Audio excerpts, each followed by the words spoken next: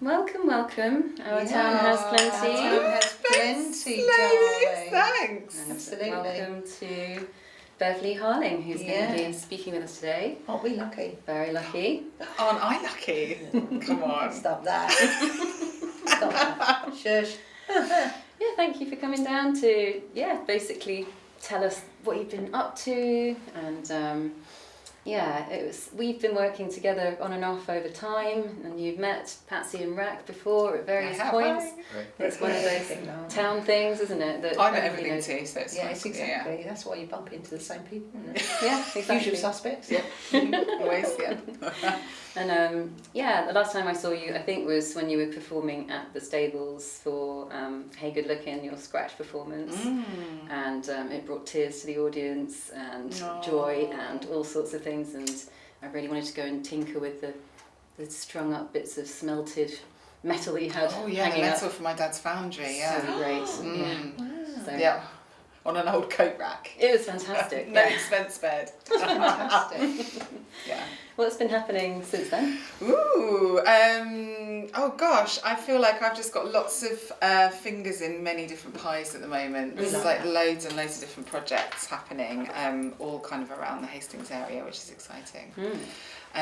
So yeah, I guess I'm just connecting with lots of people all the time and dreaming up things that I want to do.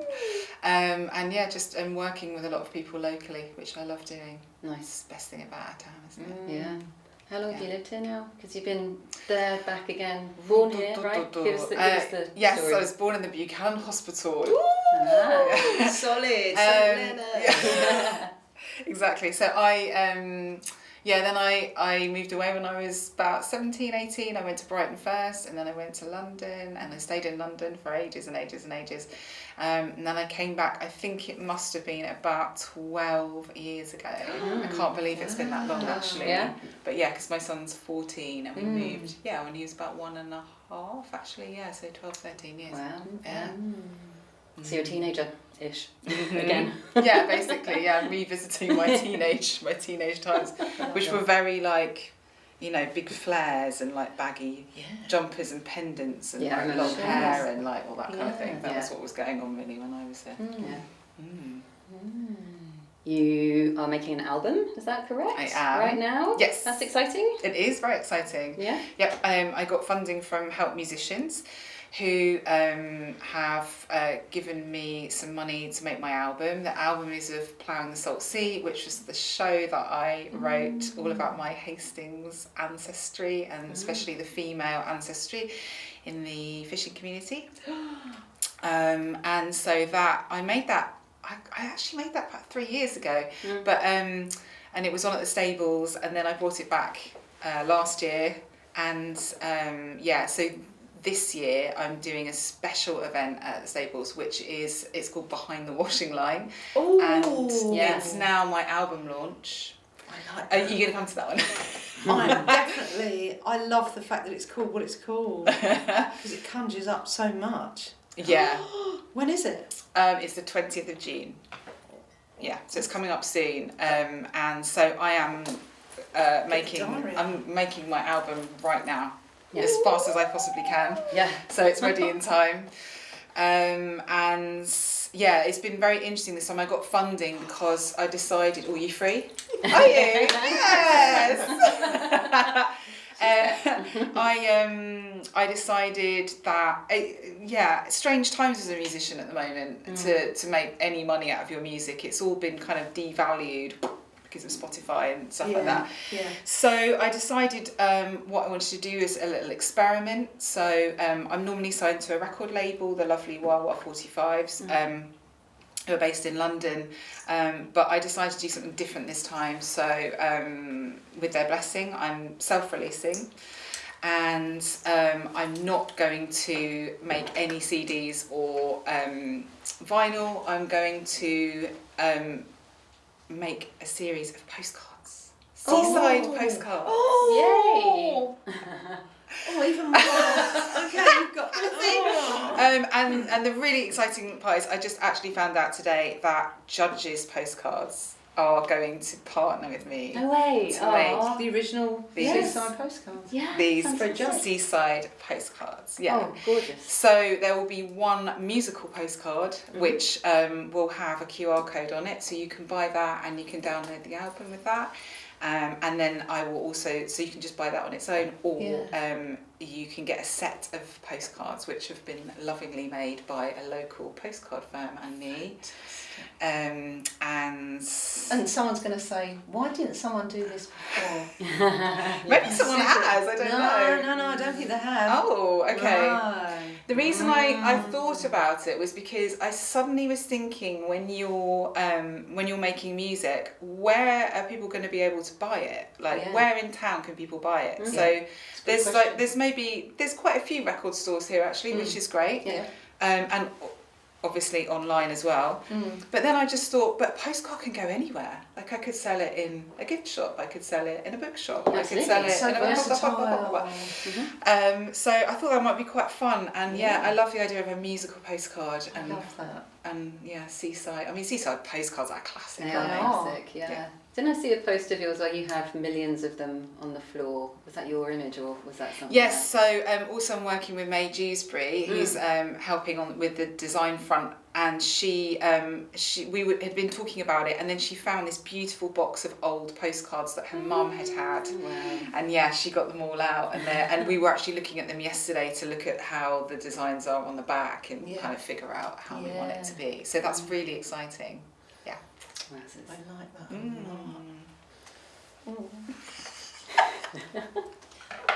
I love the creativity and the fact that it knows no bounds. Because the bravery, the courage of creativity is such a thing, isn't it?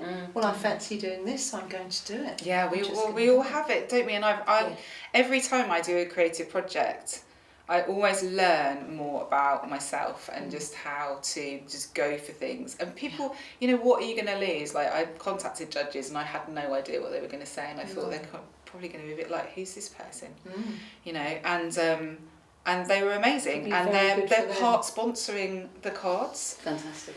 Which is really generous of them. And then I received an email from somebody there that said, "Oh, hi Bev, you live on my road." Your road is kind of magical like that. I know, my road is magical. And it turns out that they know me from Instagram already, and so it's a good full circle moment. Yeah. Yeah. And the Ploughing the Salt Sea story itself is so rich, isn't it? You really did dig right into all of the family history going back to like the 1400s, yes. Was it, in Rye? Yes, well remembered. Thank you. I don't know, this is like, catalogued somewhere from following the story so closely, which was really fun to do because there were moments where you discovered new things about your family and where... the moment that you found the article that described your great uncle's funeral and listed all the people you'd been researching, and suddenly they stepped out of the research paper into the newspaper and felt even more real. And that whole process of discovery, research and storytelling was just so wonderful to witness. So to know now that it's going to be shared through the postcards is so exciting. So and it's been really fun to go through, because I think like when I made this show it was a bit of a whirlwind, there was so much going on. There was research, again, like this sort of bravery thing, just stepping into something, into the unknown. I'm not an actor, I'm not a dancer, I'm not a theatre maker, and then suddenly I was like all of those things. And kind of so that whole kind of discovery element, there was, I think, so many things kind of went past as well, and also I was finding out some difficult things, and I was like dealing with a lot of stuff to do with my mum and and losing her and all that kind of stuff. So, and that was really the whole point of it. I worked with a transformational coach called Mo Cohen, who was kind of helping me to direct and self-direct myself. And that was really amazing because he was supporting me the whole time, and it made everything just very authentic. So it was all very real. But because of that, there was so many things going on and so much to deal with. I didn't really have time to sort of really take stock of the songs that I was writing. I was just sort of, I've got to perform them now. Okay, I've got to get on with it. Sure. So this was is a brilliant experience because I'm just spending time with the music and in a studio, so I can sort of get like into the finer details of it and just really enjoy. You know, Mrs. Hum came to visit. Oh, Mrs. Hum. The other day, the landlady of the Fortune of War pub, who may or may not have offed my grandfather. Okay. And possibly some other fellas as well. And possibly some others as Was she well. some sort of poisoner? When you say off? Yeah. Yeah. Oh. Landlady of the Fortune of War pub. Okay. Stashed some guns as well. Yeah. She's got She had illegal guns. She had it all. Yeah. She's a very interesting character. Yes. But she, again, I'd like to have known her. Yeah. You did at Well, some you point. can meet her because she literally appears through me. I'm not acting when she turns up. No.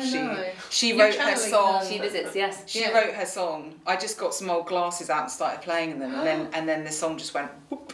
Yeah. So she obviously had a story to tell. Yes. I feel like I might be slandering her actually. No. She didn't do anything, but No.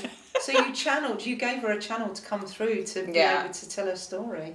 Yeah. I'm not surprised that at the time you didn't have the ability to be able to, you know, pull back and form an album on top of everything else that you were doing. Like, that was just, you need that lag in between. Not that it would have been a lag for you, because I know you fingers and pies, busy. But yeah, there's something about being away from the material for a bit, I imagine, and then coming back to it. So I'm really interested to see what it feels like, sounds like, how Mrs. Hum is, you know, appearing, and all of the other characters, because all of them are drawn from life, from history, from our Hastings history here, real people, and it is, you know, it's a modern day telling of really important hidden histories here in our town, and that's just absolutely thrilling that it's going to come into being again. And the idea of the behind the washing line as well. So that was talking about people who you'd drawn in or who had jumped in to join your project, really. Yeah, exactly. So it's just filling in more of the stories, because obviously when you make a show like that, it's a kind of straight through like hour and 20 minutes, and it just doesn't let up. No. But there are loads of things that didn't get included in it, you know, that are You've got spin-offs. yeah, exactly. Yeah.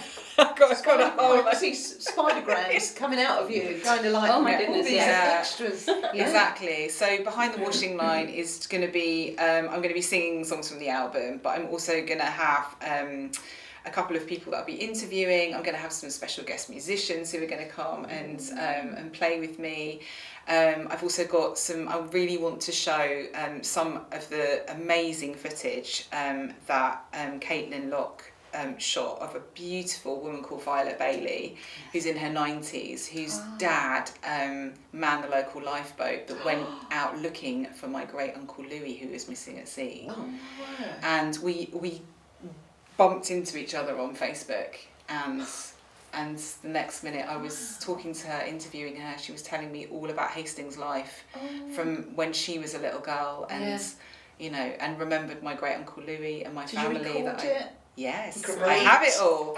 So I'm going to show That's what some. we need. I'm going to show some footage of that.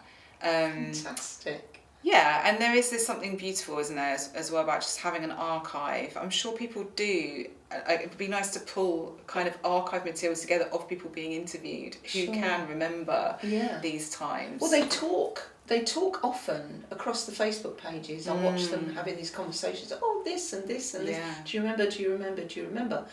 But it's grabbing the ones that are really ancient now and getting that before you can't. And I think that's the most valuable thing ever. We should all record the last 5 years of our lives, I think, as some sort of recorded diary, so that then we're down. And then people can access it and hear it. And well, this is something that I kind of did for my dad. So while I was making the show, my dad, who had dementia, I was asking him and spending really amazing times with him, just talking about his early life with my mum, because the whole show was really about my mum. But inadvertently we then ended up talking about him, so I have all these beautiful audio recordings of him talking about what he could remember from his early life, which segueing into the Scratch show that I did at the start of the year, which is about his life, and which started in Elephant and Castle. Of course it did. Wow. Yeah. Oh gosh, this could be long. This could be so long. There's so much. There's so we scratch the surface of this woman. There's a lot, isn't there? There is. Hopefully I don't smell. No, I don't think you Scratch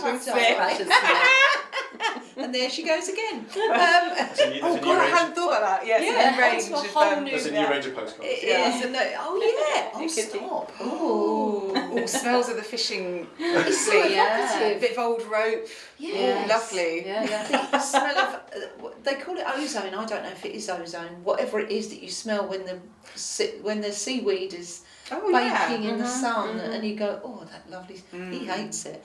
I love it. I walk outside and go, oh, can you smell it? Oh, it's so adorable. You go, no. I do. I live for it. But yeah, that's there's so much. Sorry, there's so we may have to have you back to talk more. Oh, we do. about lots of I'm things. happy to do that because I Yeah. have some things that I've got coming up You that, do, don't you? I don't know how much I can talk about them. Little Little teasers. teasers. Really, I very know. intriguing as well as everything else. Oh, darling. Any more questions? Yes. Mona? Well, I was just going to ask if you could run us through the different musical instruments and things that you've actually used in this new album, and something about who else you're working with to produce it, and just give us a little flavour of, because I know there were a lot of different old, new, Go okay. So I think probably like one of the main features is my beloved pump organ. Which has been wheeled out on a few occasions, including for HTP for the DFL show. Yeah. And it was wheeled down into Bottle Alley. Yeah. And I just played some You just piratey numbers down there for Pirate Day. And I have like a little one which is really cute that folds up like into a little case that you can move around. So so my pump organ, I play the glasses, which is Mrs. Hum having a little play around with their empties. There is violin, which I mainly write on. This is my main creative instrument. There's a cittern as well, which is like an Elizabethan sort of guitarish instrument.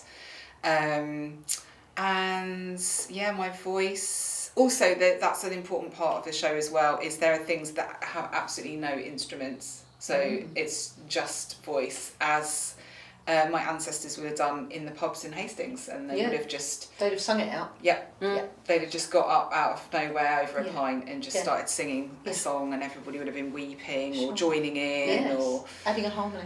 Call and response, that kind of thing. There's a beautiful book by a guy called Bob Copper, who's part of the Copper family. I don't know if you've heard of those. They do come and do concerts here regularly. They had a book passed down through generations of the old kind of songs that would be sung in the fields by the agricultural labourers. They feature at Jack in the Green. They do, yeah. There's a brilliant segment in one of his books where he visits Hastings and talks about going in these pubs, and like there's this one fisherman that he's trying to find, because everyone keeps saying, oh, if you can get this fisherman to sing this song to you, it's gonna be amazing. You've got to find. So he's in this whole mission, it goes on for ages, the whole time he's in Hastings, and eventually he finds the fisherman, and the fisherman just sort of says, oh, buy me a pint first and then I might sing. and then he doesn't sing, and then he comes back the next day and he's like, oh, buy me another pint, and it just goes on and This on. sounds like a joke now. Like the other people with PR, it sounded like. Yeah, totally. Wow. And then eventually the guy stands up out of nowhere and sings this incredible song, and his recording equipment doesn't work. No. As he tried to capture it that whole time. It's brilliant. Oh, that's gutty. Yeah. Oh no. Yeah, what a brilliant story. Yeah. Great classic, story. classic though. Hastings. Yeah. It is classic Hastings, yeah. Yeah. The cap's still on. Sorry, wedding photo's not there. Yeah. Oh no, Forget I've done about that. it. Yeah. I videoed a big, beautiful part of India with a lens cap on the video camera. No. It was great audio. Yeah. Well, you can use that for something. That's all right. And then you hear me go, and then you see this kind of, and it's like, oh no, I've just gone through this wonderful thing with the lens cap. Did you go back? No, No. we couldn't. We had to move on. Oh dear. I know. Duh. We've got the memories. Yes. I remember it very well. Stepwells. It was so beautiful. It was what you do. Mhm. Yes. Yes. Yeah. How do you feel Hastings has changed? What do you think about where it's at now? And, Ooh, that's a long one. Do you want another hour? No. Yeah, leaving at 17 and then coming back much later. Yeah. Yeah. God, it's changed in so many different ways. Yes, it felt a lot more deprived, I think, when I was growing up. It felt really arse end of nowhere. I always felt like I wasn't going to stay here. I felt like from quite an early age, I was like, I've got to go elsewhere and do the things that I want to do, and you know. But oh gosh, I don't feel that way now. It's completely different, isn't it? It's gone through a big old bell curve, isn't it? Yeah, it has, and so there are some elements that I'm slightly beginning to struggle with now, I think. Just I love people coming here and bringing everything that they've got and just throwing themselves into life here, but I think there are quite a few people I feel like recently who might have moved here who aren't doing that anymore. Yeah. So it feels a little bit like, come on, like get involved or bugger off. That's my question on the DFL side, when they come in and they say, or they come into Lenders on Sea's place to be, and they say, I'm moving here, and my question is always, what are you bringing? Yeah. What are you bringing? Yeah. What can you offer? Yeah. Because people coast, and there's an entitlement, I feel, in some that don't bring something juicy, and it doesn't mean you have to be creative, just... No, I mean, it can be the fact that you love going to creative stuff, and that's what you bring. You bring your audience enthusiasm and your love of what's going on here. And you support the crowd. Support them. Yeah. But, you know, I don't want anyone to feel like, you know, they wouldn't be welcome here. It's like everybody's welcome here, but I just, I feel passionately that this place is just wonderful. Yes. And it becomes more and more and more wonderful with the things that people bring. I totally agree. Yeah. We're both doing the eye thing here. Yeah, we're doing the eye thing. I did the eye thing for ages. We do the eye thing. But it's so true. No, not to put anybody off. Absolutely, it's yes, generously supported. I have a feeling that when you come here, it felt like, if you love me, Hastings said, I will love you back. But I feel like that about everywhere, wherever we go. If you go and love it, it will really treat you well. If you treat it with disdain, it will kick your ass and it'll do it hard. Yeah. And that's the thing about when you pull together, the community is just extraordinarily generous. Yeah. And generous of time, generous with wealth, generous. But be part of that generosity. Yeah. Absolutely. And talented. It's like everybody pretty much has a story of what they did way back when, and they're actually, you know, an aficionado, no, I don't know say the word, of that, or a, you know, excellent person at this, and you're like, gee, you know, and it is quite special somehow, you know, and there's this kind of drawn down to the sea.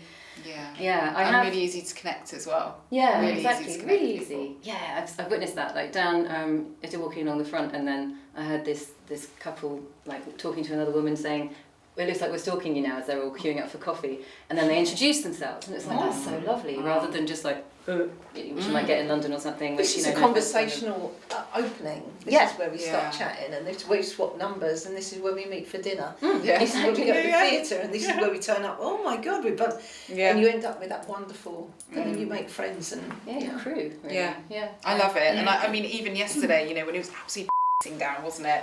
And it was windy, and I was there, like I had this hood, like literally like this, sort of like going on the road, and I just and a random woman walking the other way just you know, was like, oh God, like what's going on, and started having a conversation with me, you know, and it's just I've no idea who she was, and I absolutely love that. And I know also from a lot of the stuff that I did with my dad to do with his dementia, that, you know, having those connections are oh my God, they are so important. Those everyday connections. He got dementia when COVID arrived, and he was locked down, and I'm absolutely convinced that it had a really large part to do with his dementia. The speed. The speed of it just happened so quickly, and you know, all of these amazing moments where you just make a little connection with someone. He was always going to. He lived on his own, but he went out every day. He went to coffee places, and they would treat him like he was their granddad. You know, all of these just like taking care of each other and being sort of listened to and seen and all of those things, and having these little conversations. It doesn't matter what it's about, does it? It's about making that connection, and it does something to your brain. It doesn't have to make sense. It just is little beautiful. moments. There was a woman. I was walking down Pevensey Road on Sunday. I want to say Sunday. Monday actually, bank holiday. And there was a woman walking up the road, and as she passed me, I heard her say, "I love your hair." And I looked round and she went, "I'm so sorry." And I went, "What are you sorry about?" And she said, I said, "That was so nice, thank you so much." She said, "Well, I just..." And then we ended up in a vocal embrace. "Hello, Hayley. We're having tea on Friday. We're meeting in Casa for tea." Because there was this, let's and it's the courage that you have of saying, let's not let this pass. Let's make something of this. And it was delicious. It was one of those lovely moments. And because we're very much like that here, we will always... I was shocked actually when I first came to Hastings, because I'm an East London girl, and we're very sort of ordinary sort of people, East London people. We're very dyed-in-the-wool, salt-of-the-earth types. But I was shocked at how many times people would say good morning. And it was like, and I was looking around going, "Oh, me? Oh, thanks. Yeah, great." I was in my 20s when I came here, which is a very long time ago. But the point that make that a thing, you know, always say hello. We said hello to everybody during lockdown, didn't we? And they were people would be unnerved. They'd be like, "What?" I go, "Morning, hello, how are you, lovely dog? You look great." And every single day we would go out and we would talk to lots of random people, because they weren't talking. And it was like, you're probably listening to the news, and I'd rather you had a connection with a human. So we made a big effort, didn't we, on that, to go and make people, probably scared the out of people, actually, to be perfectly frank. But I don't care, that's 2 bleeps. I know I'm getting my money's worth. But the editing, more work for me. The editing. Sorry. But the point of that connection. I'm so sorry that your dad had it at that time, particularly, because that must have been really hard for you. Yeah, it was. But the deliciousness of getting his memories and being able to record them, and because it would get clearer with dementia, the old stuff would get clearer. Exactly, yeah. So it was while that decline was happening, there was this, we could go somewhere where we could have really amazing conversations about things, and you know, obviously, like towards the end that wasn't possible, but then that's where music really came into its own. So he was a mad fan of Hank Williams. I love Hank Williams. Sorry.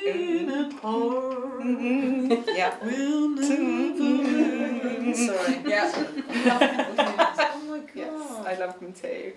So that was many car journeys down to the West Country when I was a kid, listening to Hank Williams. And it didn't really matter, when it got to the point where he couldn't even tell me what he'd had for his lunch, he could still sing a Hank Williams song with me. It's very powerful. Precious. Yeah. Music is so precious. Yeah. So the scratch performance of that segue. Yes.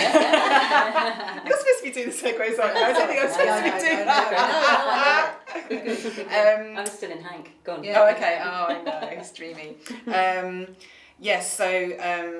I am going to be, I don't know if I'm allowed to say anything yet, but I am in talks with the Hastings Storytelling Festival, and it's looking like I'm going to do a kind of moved on version of the Scratch performance at the Storytelling Festival this year. Great. And then the full show, all bells and whistles, will be next 2026. Mm-hmm. Storytelling Festival, so that's quite exciting. Very exciting. Yes. Excellent. I can't wait. So much. It's just, yeah. There's more. There's more. But I don't know if I can talk about it yet. So. No, this is great. But can you come on and tell us when you're getting closer? Yes. Because give people a heads up. So if your ticket sales or just to get people sort of, it's a tease. Yeah. After tease. Yes. Mm-hmm. Absolutely. Well, if people want to come and talk to me as well at Behind the Washing Line, I'm very happy to have a chat with them. And you can just buy tickets for that on don't worry, that's gonna on the Stables, the Stables website, Yeah. and that's part of the Seen and Heard Festival, which this year is being run by women. Thank you. I like that a lot. So I think there's some performances, some like new plays that have been written by women and directed by women and starring women and all that kind of thing, and that's happening later on this month. Yes. It's exciting. I love that. Wonderful. Yeah. Oh, so glad you came in. Thank Are you. you? Yes, no, it's food, mate. Oh. It's food. This is all so good. Well, thanks for having me. No, thanks. We love you, Bev Lee Harling. Well done, Bev. Oh, Because you're keep part it of up. our plentiful Cheers. town. Absolutely. We love you. Yes. So this has been Bev Lee Harling, everybody. And our town has See ya. plenty. Thank you, Twitter.